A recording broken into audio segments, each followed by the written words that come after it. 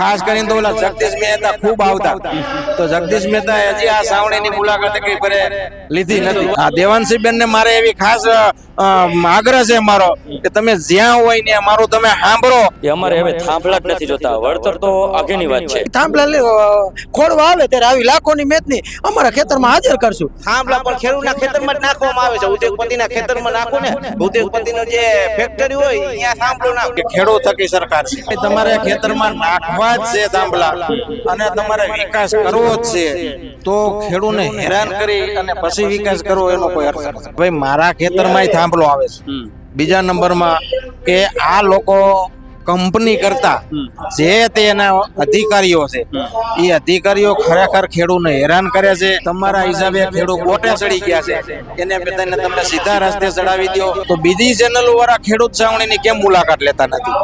ચેનલો એવી છે ટીવી ના સમાચાર આપતી હોય હિન્દી ગુજરાતી બધા, તો એવડા એ બધાને મારું એવું કહેવાનું થાય છે કે મોદી સાહેબે આવી તેવી બધી વાતો કરી ખેડૂતોને ભોરવી, રામના નામે, ગાયોના નામે, મુસલમાનોના નામે, મંદિરના નામે બધા એમ કરી અને વોટ લઈ લીધા છે.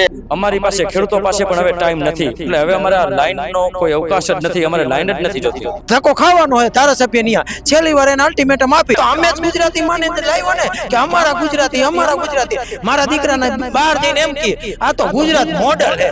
મહારાષ્ટ્રથી બધા આવે છે લોકો. આ ઈ બિચારા એમ કે તમે બે તમે કાઢો. આંદોલન 2027 લગી ચલાવવાનું છે. જેથી મત લેવાનું હોય ને તેથી આવે, બાકી તો કોઈ ભાવ પૂછવો નથી આવતો. 2000 રૂપિયા તો એકદમ પાછા થઈ જઈ છે. મોદી સાહેબ ને અમિત શાહ સાહેબ સમજી જાય તો સારું છે, ને કે અમે હિતાવીમાં ગુજરાતમાં બતાવવાના છે. ભારતીય જનતા પાર્ટી ઉદ્યોગપતિની જે સરકાર છે, ભાજપના ધારાસભ્ય અને સંસદ સભ્યના ઘરના ઘેરાવ કરી અને તેને બતાવવામાં આવશે.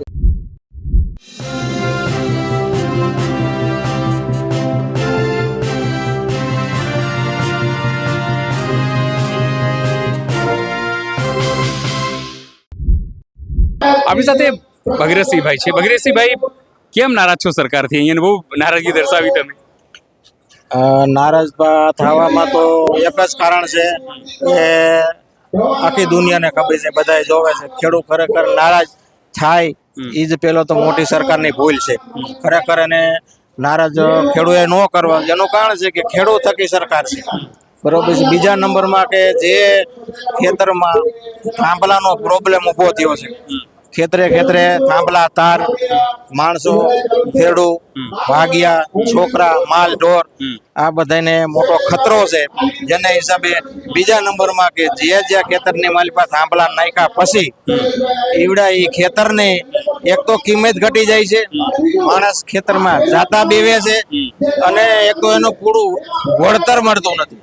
તો બધા ખેડૂતની એક જ માગણી છે કે ભાઈ તમારે ખેતરમાં નાખવા જ છે થાંભલા અને તમારે વિકાસ કરવો જ છે. તો ખેડૂતને હેરાન કરી અને પછી વિકાસ કરવો એનો કોઈ અર્થ નથી. તમે ખેડૂતને રાજી કરી દો, જે એનું થતું એને પૂરું વળતર આપી દો એટલે ખેડૂત રાજી થઈ જાય. તમે તમારા રસ્તે, ખેડૂતના રસ્તે. તમે કહેતા હતા કે તમે લોકોએ ભારતીય જનતા પાર્ટીને જીતાડ્યો છે, તમે કહેતા હતા કે તમે કોઈ પ્રાથમિક સક્રિય સભ્ય બી છો, તો હવે શું નારાજગી છે? નારાજગી એક જ વસ્તુની છે, એમાં જે અમને નેતા ઓળખે છે ભાજપ પક્ષના, એને બધાને ખબર છે. હજી આજ સુધી એ નેતાઓને અમારી માથે વિશ્વાસ છે, અમને એની માથે વિશ્વાસ છે. પણ મૂળ વસ્તુ એવી છે કે ભાઈ મારા ખેતરમાં થાંભલો આવે છે. બીજા નંબરમાં કે આ લોકો કંપની કરતા જે તેના અધિકારીઓ છે એ અધિકારીઓ ખરેખર ખેડૂતને હેરાન કરે છે. જે જગ્યાએ થાંભલો નો નાખવાનો હોય ત્યાં નાખે છે. કારણ કે ધારો કે તમારે થાંભલો નાખવો જ છે તો તમે 1 કિલોમીટર આમ 1 કિલોમીટર આમ જો બની શકે તો એ રીતે તમારે નાખવો જોઈએ. ખેડૂતને હેરાન ન કરવા જોઈએ. અગર કોઈ પણ કાળે કોઈ પણ રસ્તો ન મળે તમને, અને જો તમારે થાંભલો નાખવો હોય તો તમે થાંભલો નાખો, એની સામે કાંઈ બીજો મિસ્ટેક ન હોઈ શકે ખેડૂતને. પણ ખેડૂત માટે જે આવડા જેતપુર છાવણી પ્રમાણે જે માગણી ઊભી કરી છે એ પ્રમાણે તમે ખેડૂતને બધાને પૂરી રકમ આપી દો.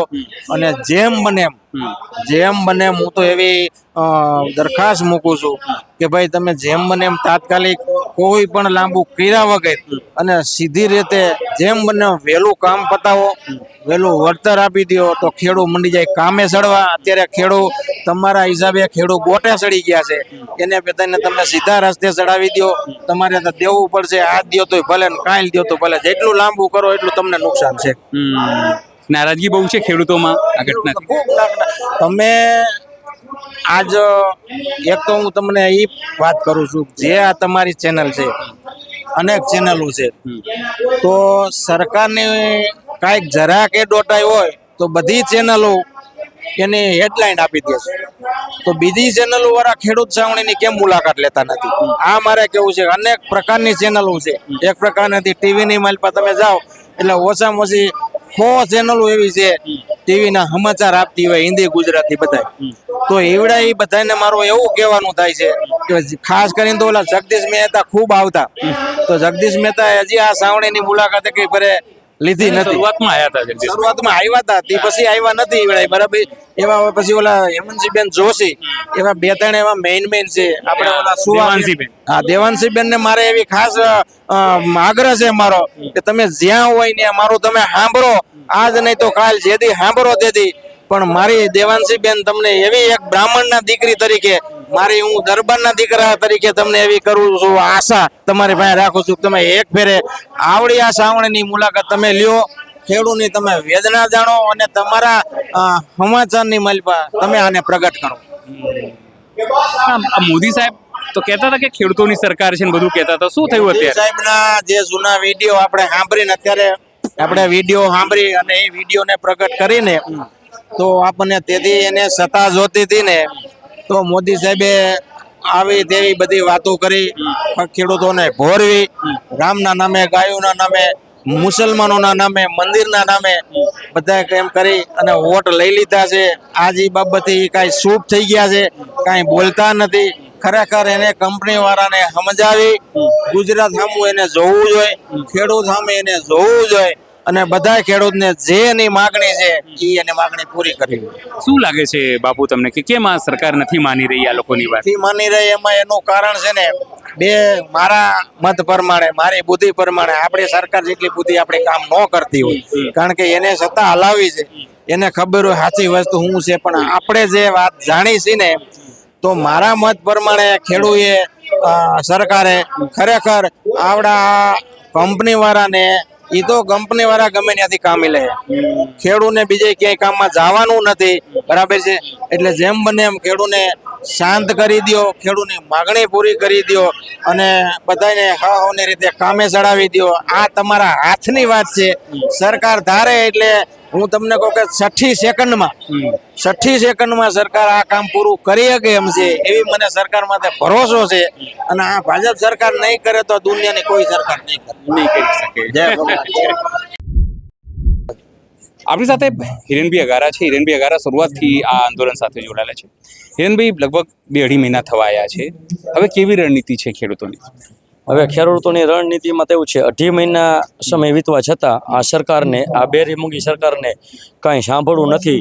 તો હવે અમે અમારી જે સહનશક્તિ છે એ પૂરી થવા જઈ રહી છે.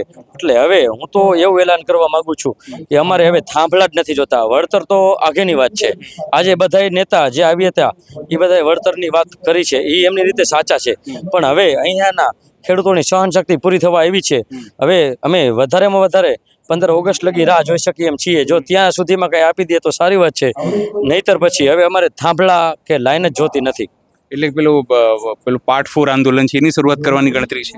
અરે પાર્ટ 4 કયો કે 3 કયો કે 4 કયો, પણ કહેવાનો મતલબ કે કોઈ પણ માણસ હોય એની સહનશક્તિ હોય. જો 2.5 મહિના થયા તો જો સરકારને નિર્ણય લેવામાં ટાઈમ લાગી શકતો હોય તો ખેડૂતોને પણ પોતાના કામ હોય છે. સહનશક્તિની હદ હવે પૂરી થવા આવી છે. તો હવે મારું કેવું એવું છે કે હવે અમારે લાઈનો જ નથી જોતી.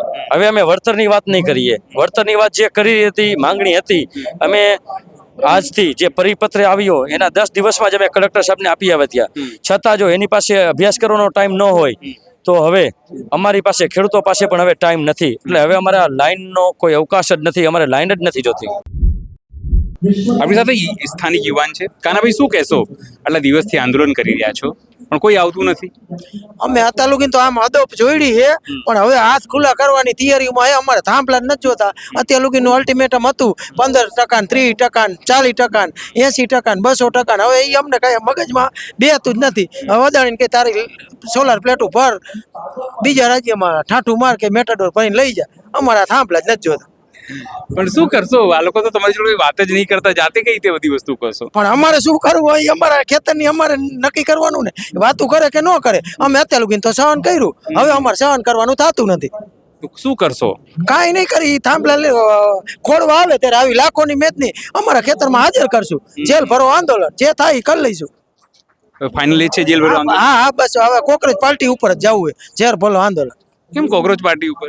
પણ બીજું શું કરી કે હવે ભાઈ સાહેબ કહીને તમે આટલા દી તે સમજાવ્યા. હવે નો માને તો એની ઘરે એકવાર ધક્કો ખાવાનો હોય ધારાસભ્ય ની. છેલ્લી વાર એને અલ્ટિમેટમ આપી કે ભાઈ સાહેબ તમારા બાયડી છોકરાને જેમ તમે વિદેશમાં લઈ જાઓ એમ અમારા છોકરાને અમારે હવે વિદેશમાં શું મૂકવા જાવ? અમારા અહીંયા ખેતરમાં જન્મ દીધો ને ખેતરમાં જ મરવું. એ તો વીજળીના થાંભલેથી નહીં, અમારા ટાઈટ તડકા રાખીને જ અમારે ગમે તેમ કહીને અમારું ગુજરાન ચલાવવું જ છે. કેટલા દિવસ આંદોલન કરવાની ગણતરી છે? ગણતરી તો આમને હિતાવી લૂકીને ચાલુ જ રાખવું. એકવાર આને ઘર ભેગી કરવી છે. પણ આ લોકોને લાયા તો તમે લોકો જ આ તો હતા. અમે જ ગુજરાતી માની લાવ્યો ને કે અમારા ગુજરાતી. મારા દીકરાને બહાર જઈને એમ કે આ તો ગુજરાત મોડલ છે. આ અમારા ગુજરાતીને પૂછો. જ્યાં અમે ફરિયાદ કરીને ત્યારે પશ્ચિમ બંગાળમાં અને મહારાષ્ટ્રમાં એમ કે તમે ગુજરાતી સરકાર બે રીતે ગુજરાતી જ કાઢો, અમારું કામ એમ કે. મહારાષ્ટ્રથી બધા આવે છે લોકો. આ ઈ બિચારા એમ કે તમે બે તમે કાઢો, તમે નોતરું દીધું અનિલભાઈને ને હવે અનિલભાઈને તમે બસમાં બેહારો. એમ અમે મોદીને હવે બસમાં બેહારવાની તૈયારીમાં છે. બીજા પણ આગેવાન છે. આગળ આવશો તો બીજા પણ આગેવાન. શું નામ છે આપનું? ક્યાંથી આવ્યા છો આપ? નિલેશભાઈ શામજીભાઈ ચાડમિયા, ખરેડા. નિલેશભાઈ, શું કહેશો? આ વીજળી નીકળે છે, સરકાર કે છે વિકાસની વીજળી છે, આ તો તમે લોકો અટકાવો છો રોજ આવીને. વિકાસની વીજળી હોય તો ખેડૂતને તો 8 કલાક દે છે પાવર, તો ઉદ્યોગપતિને 24 કલાક દે તો કે ખેડૂતને કેમ 8 કલાક દેવામાં આવે છે? તો થાંભલા પણ ખેડૂતના ખેતરમાં જ નાખવામાં આવે છે. ઉદ્યોગપતિના ખેતરમાં નાખો ને, ઉદ્યોગપતિનો જે ફેક્ટરી હોય અહીંયા થાંભલો નાખો, એને 24 કલાક દેવામાં આવે છે. તો એ થાંભલો તો અહીંયા જવું જોઈએ ને, ખેતરમાં ન આવવું. પણ આ લોકોનો આઈડિયા એવું હશે કે થાંભલો નીકળે તમે ડાયરેક્ટ વીજળી લઈ લેતા હોય તો આઈડિયા હશે ને સારો એવો. આઈડિયા હશે પણ આપણે ડાયરેક્ટ તો ટીસી મૂકવું પડે, ડાયરેક્ટ તો ન લેવાય એમાં. મજાક કરું છું, પણ શું કરશો નિલેશભાઈ? યાર ઈ તો કેટલા દિવસ આંદોલન ચલાવશો? આ લોકો તો માનતા તો છે નહીં. આંદોલન 2027 લગી ચલાવવાનું છે. આપણે ગુજરાતી ભાષામાં કઈ, ખેડૂતની ભાષામાં તે અમે 30 વર્ષ ત્યાં કપા વાવી છે. હવે આ કપામાં શું છે, કપા હવે વાવવું નથી. 2027માં મગફળી વાવી છે એટલે પ્લાવ મારવું છે. પ્લાવ મારવું એટલે ફળદ્રુપ જમીન થાય. એટલે ફળદ્રુપ જમીન કરવા માટે પ્લાવ મારીને એટલે ઉલટાવીને સરકાર ઉલટાવી નાખવાની. સરકાર ઉલટાવી નાખી. ખાલી એટલું કહો કે 30 વર્ષથી તમે કીધું ભારતીય જનતા પાર્ટીની સરકાર છે, તમારા ધારાસભ્યો, સાંસદો, સરપંચો બધા છે, એમ એ લોકો કોઈ આવે છે તમને વાત કરવા માટે? ના, કોઈ નથી આવતા. એ મતતા ને આવે, જેથી મત લેવાનું હોય ને તેથી આવે, બાકી તો કોઈ ભાવ પૂછવો નથી આવતો. તો ખાલી હવે એવું જ છે કે 2027માં પલટશો? 2027માં એક પણ ગામમાં જાય એવું એને ભાજપ સરકારમાં જે આપણે ધારાસભ્ય, તાલુકા પંચાયતના સભ્ય, જિલ્લા પંચાયત સભ્ય એક પણ ગામમાં જાય રાખે એવું છે જ નહીં. પણ આ મોદી સાહેબ તો કહે છે ને ખેડૂતોની સરકાર છે ને 2000 આપીએ છે ને 2000 લઈને બી આવું કરો છો તમે? 2000 ને તો અમે કુરકુરિયા ખવડાવી દેવી. અમારા જે ભાગિયા હોય ને એના છોકરાને અમે 2000 ના કુરકુરિયા ખવડાવી છે. તો પછી પૈસા લઈને બી તમે આવું કરો છો? મોદી સાહેબ કહે છે કે આ તો નિલેશભાઈ કેવા છે, અમારા જોડે 2000 લે છે ને પછી અમને વિરોધમાં કરે. અમે એને 2000 રૂપિયા તો એકદમ પાછા દઈ દઈએ છીએ, કારણ કે 4000 રૂપિયા ડીઝલ અમે બારી છીએ. 4000 રૂપિયા ડીઝલ બારી એટલે 50% તો અમે પાછા દઈ દઈએ ને ટેક્સના. ડીઝલનો જે ટેક્સ લાગે છે 36 રૂપિયા ડીઝલ આવે છે એ અમે 98 રૂપિયામાં અમે બારી છીએ, તો એને પાછા દઈ દીધા ને. હવે રસ્તો શું આનો? કેટલા દિવસ આંદોલન કરશો? આંદોલન હવે મોદી સાહેબ ને અમિત શાહ સાહેબ સમજી જાય તો સારું છે, ને કે અમે હિતાવીમાં ગુજરાતમાં બતાવવાના છીએ ને 29માં જે દિલ્હીમાં પણ બતાવી દઈશું. બીજા પણ સજ્જન છે, નજીક આવો. શું નામ છે આપનું? ક્યાંથી આવ્યા છો? મારું નામ કાનભાઈ જાડેજા છે. હું ધુડકોર ગામનો રહેવાસી છું. ભારતીય જનતા પાર્ટી ઉદ્યોગપતિની જે સરકાર છે, જે ઉદ્યોગોથી ચાલતી સરકાર, ખેડૂતોનું કાંઈ પણ ભલું કરવા માંગતી નથી આ સરકાર. અને ખેડૂતોને ગમે એ રીતે દબાવો, ધમકાવો અને આ આપણે ચૂંટેલા જે પ્રતિનિધિઓ, સંસદ સભ્ય હોય કે ધારાસભ્ય હોય, એની પાસે ખેડૂતોના કોઈ પણ કામનું ટાઈમે પાણી જોતું હોય, ખાતર જોતું હોય ગુજરાતના ખેડૂતોને, કે વીજળી જોતી હોય, ક્યારે પણ આ ટાઈમે આપી શકતા નથી. આ ભારતીય જનતા પાર્ટીનું ખરાબમાં ખરાબ શાસન હોય 35 વર્ષનું, અને ખેડૂતો ઉપર જો દમન કર્યું હોય ભારતીય જનતા પાર્ટીએ તો ખેડૂતો ઉપર કર્યું છે. ઉદ્યોગપતિની સરકાર છે. ઉદ્યોગપતિઓ જેવી રીતના ચૂંટે એવી રીતના આવડા ઉદ્યોગોને કેવી રીતના વધારે વિકાસ મળે અને ખેડૂતોનું હનન કેવી રીતના થાય, ખેડૂતોનું શોષણ કેવી રીતના થાય, તેના માટે કામ કરી રહ્યા છે ભાજપના ધારાસભ્ય અને સંસદ સભ્ય. પણ ખેડૂતોને અત્યારે હળવદ તાલુકાના ખેડૂતોમાં, હળવદ અને ધાંગધ્રા તાલુકામાં હમણાં વધારે વરસાદ થઈને જમીન ઘણી ધોવાણી, પણ કોઈ પણ જાતનું સર્વે નથી થયું. અને બીજા નંબરમાં અત્યારે અમારે આ વીજલાઈનના પ્રશ્ન છે, પણ પાણીના કેનાલના પ્રશ્ન માળિયા તાલુકાને અને હળવદ તાલુકાના છેવાડાના ગામડાઓને ક્યારેય પણ સમયસર પાણી આપી શકતા નથી. ખાતર પુષ્કળ પ્રમાણમાં પાણી, ખાતર જોઈ તો એ પણ ટાઈમે આપી શકતા નથી. અને આવનારા સમયમાં ભાજપના ધારાસભ્ય અને સંસદ સભ્યના ઘરના ઘેરાવ કરી અને તેને બતાવવામાં આવશે. સેવ નિરાલી મેહરિયા સાથે અનિલ પટેલ, જેતપર, મોરબી.